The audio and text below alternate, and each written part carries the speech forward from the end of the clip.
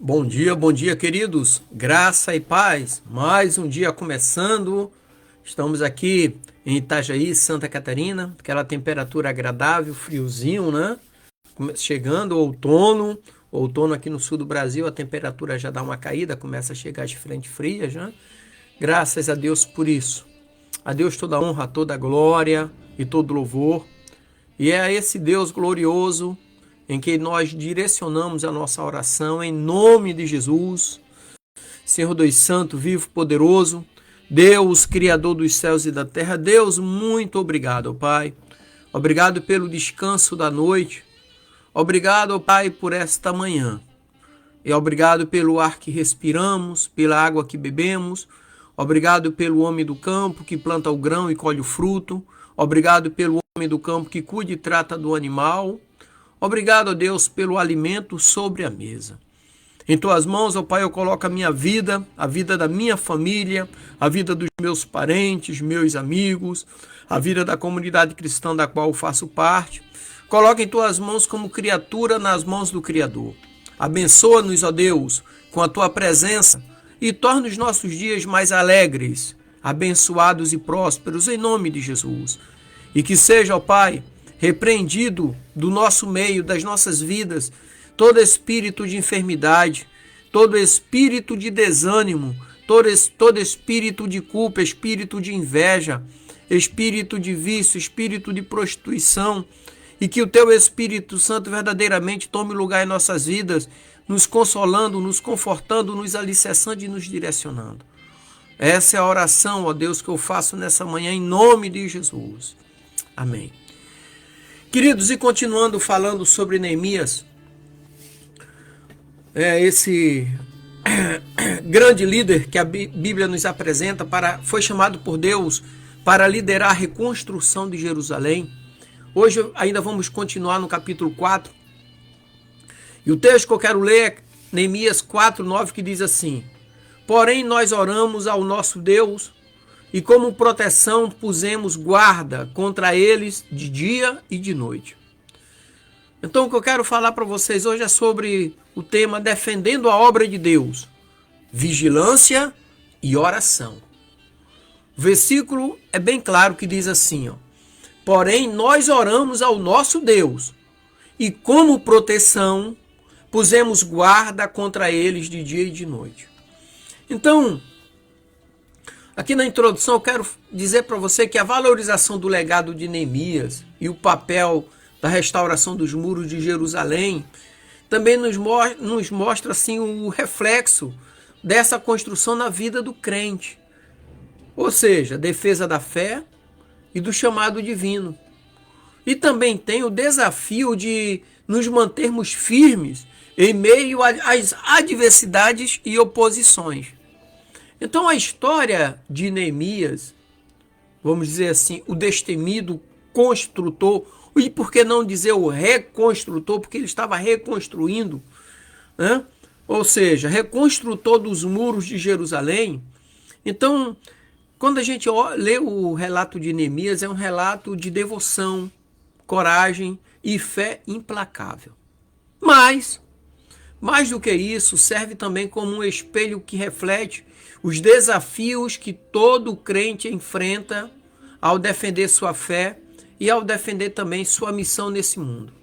Ou neste mundo, porque nós estamos neste mundo, né? Então, como o muro de uma cidade antiga, né? Ou seja, assim como o muro de uma cidade antiga, a fé de um cristão, por vezes, encontra-se também em ruínas. Você sabe disso, algumas vezes chega o espírito de desânimo, que nós já repreendemos todos os dias aqui, em oração, né? Então, muitas das vezes, nós encontramos as nossas vidas em ruínas espiritual. E o espiritual reflete-se no material. E muitas das vezes, essas ruínas são devido às batalhas que enfrentamos diariamente. Só que cabe a cada um de nós, assim como foi Neemias, tomar a iniciativa de reconstruir e defender a nossa fé. Então eu gosto de Neemias por conta disso. Eu Minha esposa sabe, eu não gosto de pessoas negativas. Assim como Neemias. Neemias é um exemplo a ser seguido. Pessoas negativas não fazem parte do crescimento espiritual. Pessoas de fé são pessoas positivas, são pessoas que crescem. Por quê? Porque sem fé é impossível agradar a Deus, e a fé sem obras é morta, né?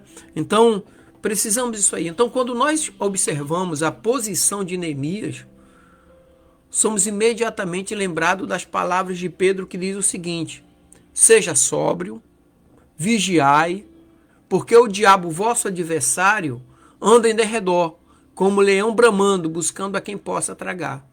1 Pedro, primeira carta de Pedro, capítulo 5, versículo 8. Então ele está ao nosso derredor. Se abrirmos as portas da nossa vida através de uma fraqueza pessoal, ele entra. E ali ele vem com todas as forças para nos destruir. Agora, Neemias, ele é aquele homem líder nato. Então, Neemias, quando ele foi confrontado com zombarias, escárnio e conspiração, ele não se rendeu ao medo ou ao desânimo.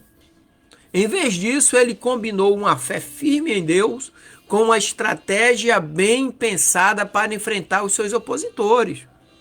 Então, aqui nós encontramos uma preciosa lição sobre o equilíbrio entre a oração e a ação, que muitos não têm.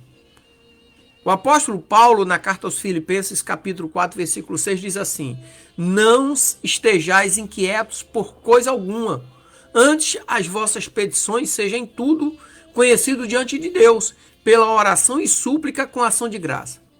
Assim Neemias fez. Ele orava fervorosamente. Ele também tomava medidas práticas para proteger a obra de Deus. Ele colocou guardas, Neemias 4:9, armados com espada, para proteger.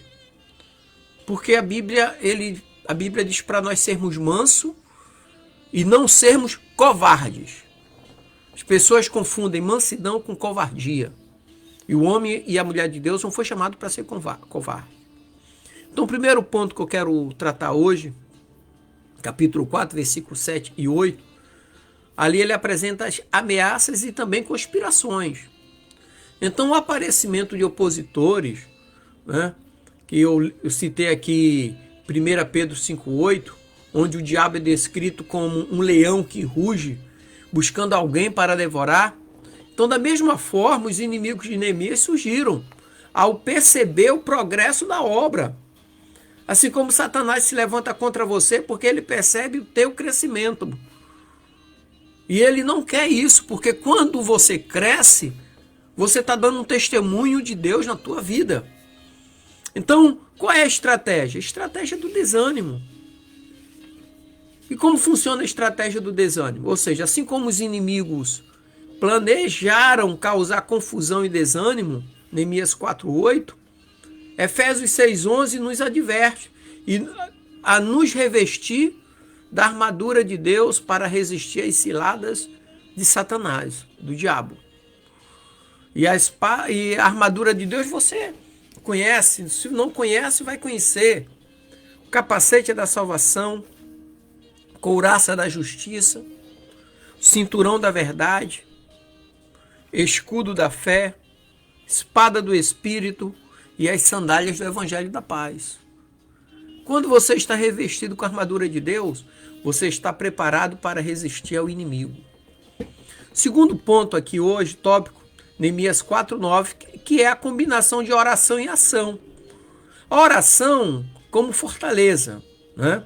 Então, com base em Filipenses 4:6, nós somos lembrados de apresentar nossos pedidos a Deus em toda situação, reforçando o ato de Neemias e de se voltar à oração como resposta também, né? Então tem pessoas que falam muito com Deus, quer orar, mas em momento algum ele quer ouvir a voz de Deus, porque no seu coração ele já definiu o que ele quer fazer. Ele só quer comunicar a Deus. Isso crentes antigos, pastores também. Eles oram a Deus, mas só oram. A oração é uma comunicação. Estou dizendo que eu já tomei a decisão, vou fazer isso. E a resposta de Deus vem, porque ele já no seu íntimo, ele já tomou a decisão. E ele não permite que Deus dê opinião nenhuma. Então, ação vigilante. Referência de Tiago 2,7, onde a fé sem obras é morta. Assim, a oração de Neemias foi acompanhada por uma ação prática de defesa. Ele pediu a proteção de Deus e estabeleceu homens armados. Câmbio. Simples assim. E Deus usou aqueles homens armados para proteger os outros que estavam trabalhando na obra. E Neemias 4,13 fala de unidade na defesa. A unidade na defesa é todos tendo a mesma visão do inimigo, estarem usando a mesma arma contra o inimigo, se protegendo juntos do inimigo. Unidade na defesa. A união, ela fortalece. Né? Então, baseado em Eclesiastes 4,12, onde um coração de 3 dobras não se rompe com facilidade, destacando aqui a estratégia de Neemias, de posicionar o povo para se defenderem juntos. Eu imagino que Sanbalate, Tobias e os outros que estavam ali menosprezando e zombando da obra que Neemias estava fazendo, quando viram um povo, uma cortina de homens armados, para se proteger, eles recuaram. Eles falaram, poxa vida, o povo está junto, unido. E estão orando ao Deus de Israel, Deus da guerra. Irmãos, o Deus de Israel era conhecido como Deus da guerra. A Bíblia diz assim, do Senhor é a guerra. Então eles tremeram e temeram. Sabe? A vigilância contínua. Por isso que a Bíblia diz, orai e vigiai sem cessar. Então Neemias estabeleceu ali uma vigilância contínua, referindo-se à primeira carta que Paulo escreveu aos Coríntios, capítulo 16, versículo 13, onde nos ensina que nós somos instados a estar firme na fé e sermos homens de coragem, assim como Neemias instruiu o povo que estava com ele, a estar sempre alerta. Estar alerta é estar atento ao que o inimigo pode usar na tua fraqueza contra você. Eu costumo dizer que o inimigo vai lutar contra nós sempre num terreno dele. E qual é o terreno dele? É a nossa fraqueza. Satanás tentou Jesus no deserto, ali capítulo 4 de Mateus, e ele usou justamente o terreno onde os homens caem. Né? Então ele usou o terreno do poder, que os homens buscam poder, usou a fome física, a necessidade. E Jesus venceu a Satanás pelo poder da palavra. Então, eu gosto quando na oração de Jesus, ali no capítulo 17 de João, do Evangelho de João, e no versículo 17, ou seja, João 17, diz assim, Pai, santifica-os na verdade. A tua palavra é a verdade. Palavra de Deus. Talvez o que tenha tornado os homens enfraquecidos e corrido através de ventos de doutrina é justamente a falta da intimidade com a palavra de Deus. Tem muita gente buscando o profeta e poucos buscando palavra. A palavra de Deus. Correndo atrás de vento de doutrina. Hoje vamos fazer isso, vamos fazer aquilo.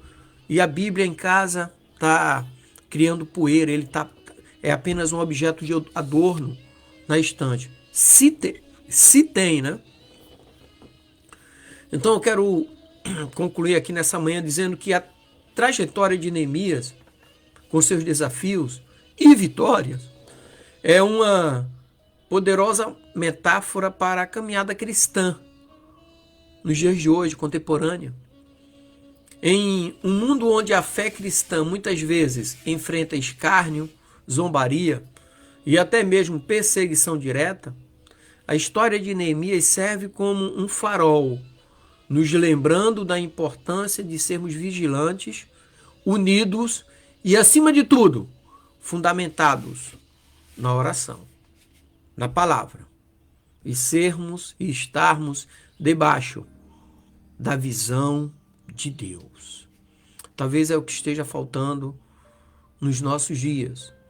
por causa de maus testemunhos de líderes cristãos e cristãos genuínos, estão vivendo sob escárnio, zombaria, mas os genuínos sabem que o poder que a Bíblia nos ensina, vós estáis limpo pela palavra que vos tenho pregado. E a Bíblia, Jesus, certa vez, quando ele foi indagado pelos homens ali na sinagoga, alguns até queriam escarnecer a Jesus, e Jesus falou assim: buscai nas Escrituras, porque é ela mesma que testifica de mim.